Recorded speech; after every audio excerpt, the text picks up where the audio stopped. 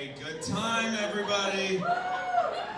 Our next comedian is the first pure white man of the evening and the last. Everyone, give it up. He's out of town. He grew up here. Give it up for the very funny Ray Roberts. I am white.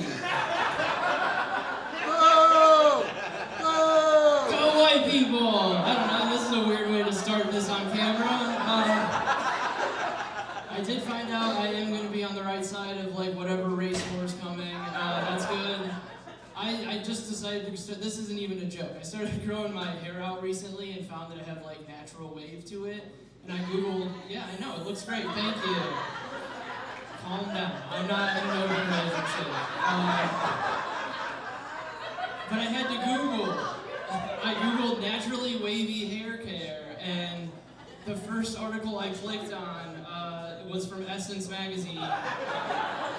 And they said, step 1, do not brush the waves out of your hair. The white colonizers want you to straighten your hair.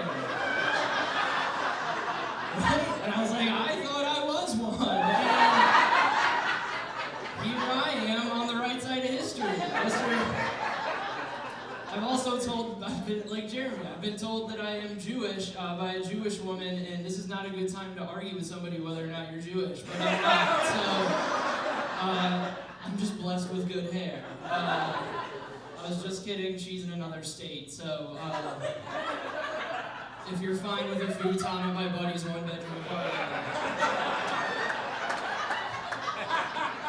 I've got nothing but time.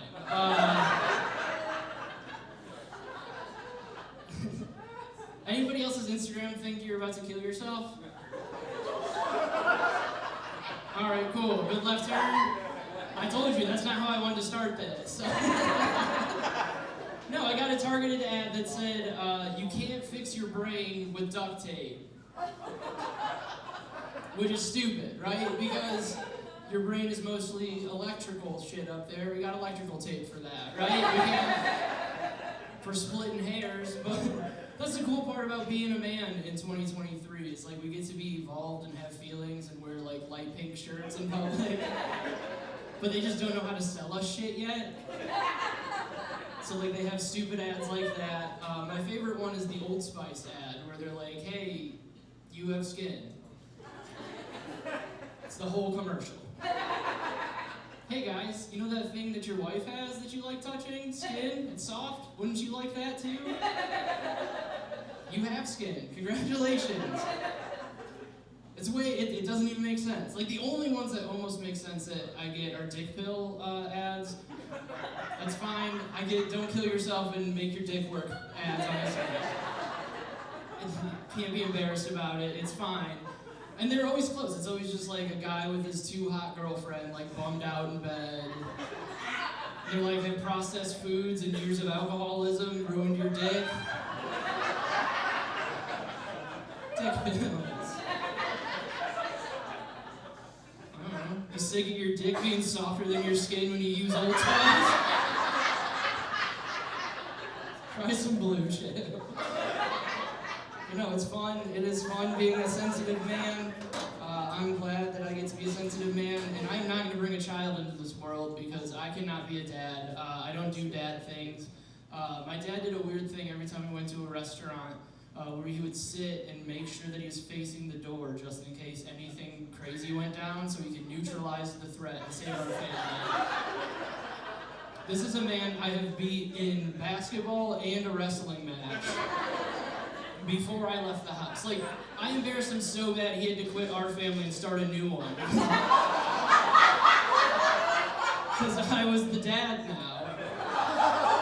And he was gonna save us. Like, the only inclination I've ever had to sit facing towards the door is because it's like usually close to corners, and I love Dirty Dancing. And I am just dreaming of the day for Patrick Swayze's zombie ghost to come in to a restaurant and sweep me off my feet. Dads don't want to make out with Swayze. Dads want to be the abortion doctor who fucked it up and started the whole movie. That's him. Dirty Dancing deep cuts, guys. That's what you get tonight. Dirty Dancing deep cuts is what they should have called it, honestly. welcome. I'm really glad to be back in Ohio. I didn't grow up here. I grew up outside of Toledo. And if you think that this city's sad, go to Toledo. As soon as I crossed state lines, I was like, I need a pack of cigarettes, and settled for Zyn. So, like I said, bullshit. But no, I did this cool thing. I know the pandemic's not fun to talk about anymore, but I'm proud of myself from the pandemic. I became annoying during the pandemic. Something that I did because I used the one time in human history that it was okay to just be a terrible person, and I bettered myself. Right? Feel that? That's annoying. I lost 60 pounds during the pandemic. Thank you, it's not that hard. Just stop eating. I got some. And throw up a little bit. That's how you get that little gravel I've got. Don't have an eating disorder, that's not funny. You're a bad person. I thought of it. But no, it was a timing thing, because my sister did this very selfish thing where she got knocked out and was supposed to have a baby. And she gave birth to this child in February of 2020. Right before everything popped off. We didn't know anything about COVID, but we knew not to talk to doctors, because that's who told you got it, right? She had a baby where all of the doctors live, at the hospital. So I had to go to the hospital. It was a very nice thing because I got to hold the thing and look at it. And my nephew, the baby, Ethan, he's great. But I had to hold it, and I was looking at it, and I was like, this is a beautiful moment. Because I don't have kids. I only have one sister. This is the first branch in our family tree. If you know anything about genetics, this thing has 25% of my genetics. And this is where math is important. If it had 50% of my genetics, I would have had sex with my sister. But since it has 25% of my genetics, somebody else had sex with my sister. Much better. So I had to hold it and look at it, and I was like, this is beautiful. As long as we remember to feed this thing, our family will live on forever. And that's about the time my milk came in. That's not supposed to happen. I'm a boy, and I don't know, so I also can't afford insurance, so I had to go home and Google it. And it told me it could be COVID. Nobody knows what's going on with that. Or diabetes, maybe. Right? I have Google health problems money. I don't have diabetes, maybe money. If it told me I had diabetes, I could just get a Butterfinger and leave it in my backpack, or whatever diabetics have to do. But the maybe is what got me, and that's when I lost a bunch of weight. And sober guy, fuck you for having 5 years. That's also when I decided to quit drinking. So I'm 3 years sober. Thank you. It's usually a lot more impressive when somebody else is worse at life than I am.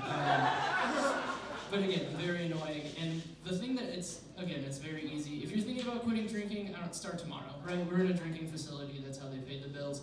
I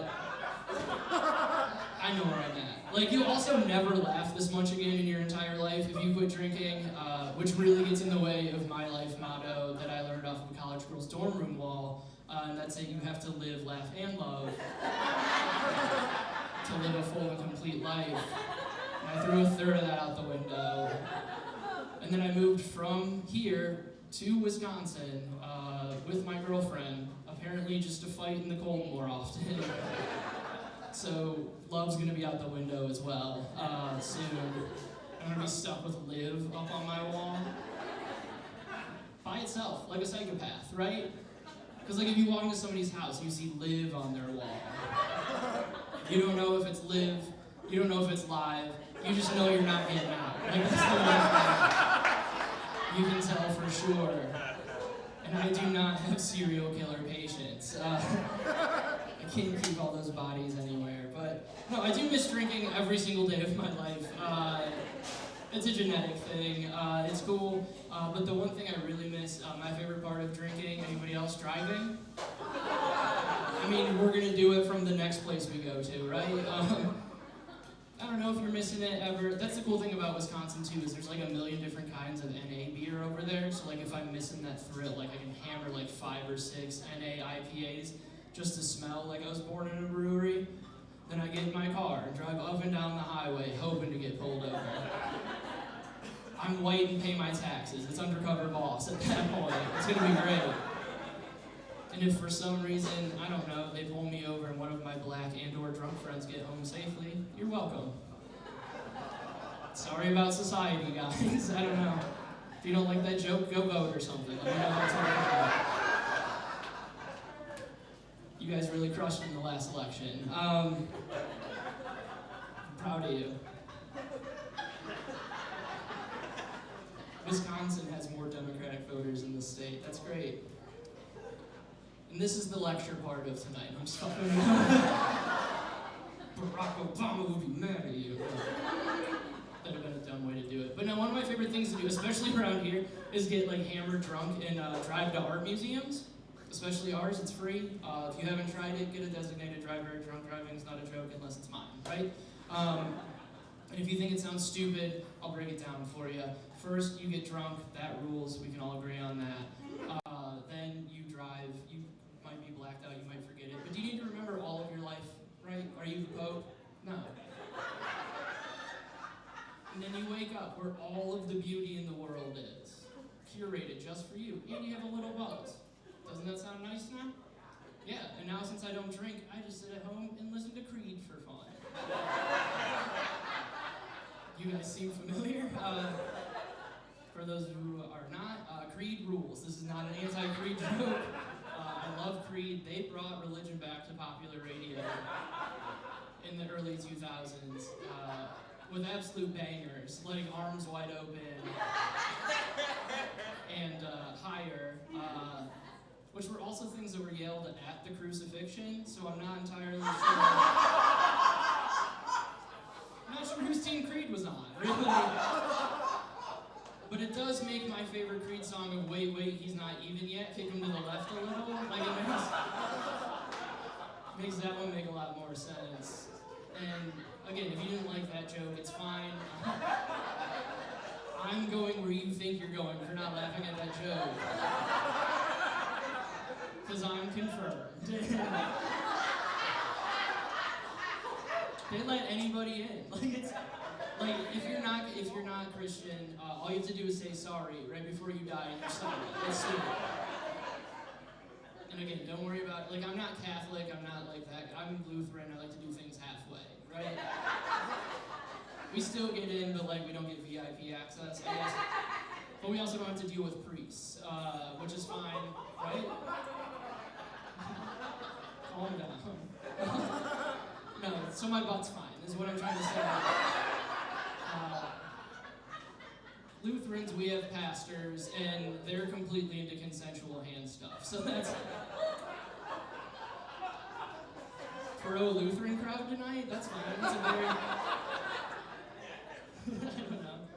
Brian, you don't need to light me. I assume it's 13 minutes.